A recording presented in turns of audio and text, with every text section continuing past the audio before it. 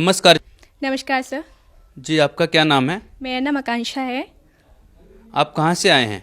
मैं हल्द्वानी जिला नैनीताल उत्तराखंड से आई हूँ। संत रामपाल जी महाराज जी से नाम दीक्षा लेने से पहले आप क्या भक्ति साधना करते थे? संत रामपाल जी महाराज जी से नाम दीक्षा लेने से पहले मैं सभी देवी देवताओं की भक्ति किया करती थी। और हमारे घर में जैसे दादी लोग हैं वो सब जागरण किया करते थे। व्रत तीर्थ सब कुछ हमारे यहाँ होता है। देवी देवताओं की भक्ति करने से आपको क्या लाभ प्राप्त हुए? देवी देवताओं की भक्ति करते थे तो हमें उनसे कोई लाभ प्राप्त नहीं हुए हैं। हम बहुत ही दुखी थे। हमारा जो आर्थिक जीवन था बहुत बुरा चल रहा था। और हम पापा कहते थे कि हमारी 2 टाइम की भी रोटी रोजी नहीं हो पाती थी पूरी। और बहुत ही बुरी हालत थी। फिर आप संत रामपाल जी महाराज जी के शरण में कैसे आए? संत रामपाल जी महाराज जी की शरण में मेरे पिताजी 2002 से संत रामपाल जी महाराज जी का सत्संग सुना करते थे। और उसके बाद संत रामपाल जी महाराज जी के कुछ नियम थे कि हमें नशा नहीं करना है। और जैसे दहेज नहीं लेना होता है, दहेज लेना नहीं होता है, काफ़ी नियम थे। तो उससे पापा उससे डरते थे कि नशा नहीं करना है। पापा पहले बहुत नशा किया करते थे, मतलब वो दारू बहुत पिया करते थे। और इससे हमें बहुत दिक्कत होती थी। तो उससे उस कारण पापा जी जो थे वो संत रामपाल जी महाराज जी से जुड़ नहीं पा रहे थे। तो फिर बहुत पापा ने जब असली में जो उनका वेदों का और शास्त्रों का जो सुना कि जो संत रामपाल जी महाराज जी प्रमाण देते हैं, उन प्रमाणों को देख के संत रामपाल जी महाराज जी के, तो पापा जी ने सोचा कि अब और नहीं हो सकता, मुझे नाम लेना है। और मेरे पिताजी 2004 में संत रामपाल जी महाराज जी से जुड़ गए। और उसके बाद पिताजी ने हमें अपना, फिर वो कुछ समय बाद हमें भी उन्होंने ज्ञान समझा के हमें भी जोड़ दिया 2006 में। अभी आपने बताया कि संत रामपाल जी महाराज नाम दीक्षा देने से पहले कुछ नियम बताते हैं, जैसे नशा नहीं करना, दहेज नहीं लेना देना। तो संत रामपाल जी महाराज जी का सामाजिक कुरीतियों को खत्म करने में क्या योगदान है?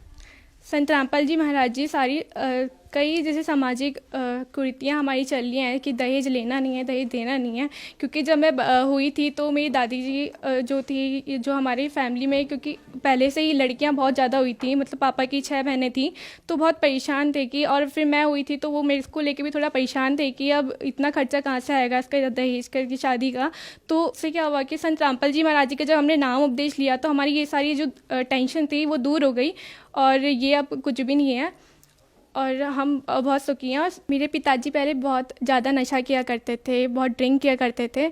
अब वो संत रामपाल जी महाराज जी की दया से अब वो बिल्कुल भी कोई ड्रिंक नहीं करते हैं और वो छूते भी नहीं हैं, बल्कि किसी औरों को भी मना करते हैं, उन्हें भी समझाते हैं कि ये चीज़ बुरी है, इसको छूना पाप होता है।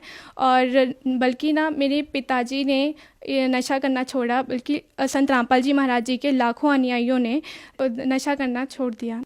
संत रामपाल जी महाराज जी इस पूरी दुनिया में ना कि नशा छुड़वा रहे हैं, बल्कि वो बहुत अच्छे सामाजिक कार्य कर रहे हैं, सोशल वेलफेयर के काम कर रहे हैं। जैसे कि वो दहेज ना लेने को कहते हैं, ना देने को कहते हैं। और वो ये शराब पीने को, नशा करने को मना करते हैं। आप इतनी कम उम्र में भक्ति कर रहे हैं, लेकिन समाज में ये धारणा है कि बुढ़ापे में ही भक्ति करनी चाहिए। ये बात कहाँ तक सही है? ये बात बिल्कुल सही नहीं है, क्योंकि मैं अभी बच्ची हूँ, तो इसका मतलब ये नहीं है कि बुढ़ापे में भक्ति करनी चाहिए। क्योंकि आगे क्या होगा, कल क्या होगा, कल बाई चांस कल कुछ भी हो सकता है। जैसे कि बुढ़ापा आने से पहले जैसे मेरा एक्सीडेंट हो जाए या कोई भी दुर्घटना घट जाए, तो ये ज़रूरी नहीं कि मैं बुढ़ापे तक जीवित रहूं और बुढ़ापे में भक्ति करूं। जैसे ही पूर्ण संत मिल जाते हैं वैसे ही हमें भक्ति कर लेनी चाहिए, क्योंकि हमें कल का कोई भरोसा नहीं होता है। आप जन समुदाय को क्या संदेश देना चाहेंगे? मैं जन समुदाय को यही संदेश देना चाहूँगी कि संत रामपाल जी महाराज जी पूर्ण संत आए हुए हैं। जैसे कि मैं आपको बताना चाहूँगी कि गीता अध्याय 4 के श्लोक नंबर 34 में कहा है कि गीता ज्ञानदाता ने अर्जुन से कहा है, हे अर्जुन, उस पूर्ण परमात्मा की खोज कर और पूर्ण तत्वदर्शी संत की खोज कर और उसकी बताई गई भक्ति विधि कर और उससे नाम उपदेश लेके अपना जीवन सफल कर। और ये बताना चाहूँगी कि वो तत्वदर्शी संत आज रामपाल जी महाराज जी आए हुए हैं, आप जी उनसे नाम दीक्षा लो और अपना जीवन सफल बनाओ।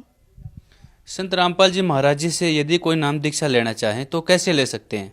संत रामपाल जी महाराज जी से कोई अगर नाम दीक्षा लेना चाहता है तो वो सभी आप देख रहे होंगे कि जिस अभी जो चैनल चल रहा है उस चैनल के नीचे एक पट्टी चल रही है, उसमें आप देख सकते हैं, उसमें फ़ोन नंबर्स दिए गए हैं। तो उन फ़ोन नंबर्स में आप कांटेक्ट कर सकते हैं और जान सकते हैं कि आपके नज़दीकी नामदान केंद्र कौन कौन से हैं, और वहाँ उनसे बात करके फिर वहाँ जाके आप नामों ले सकते हैं।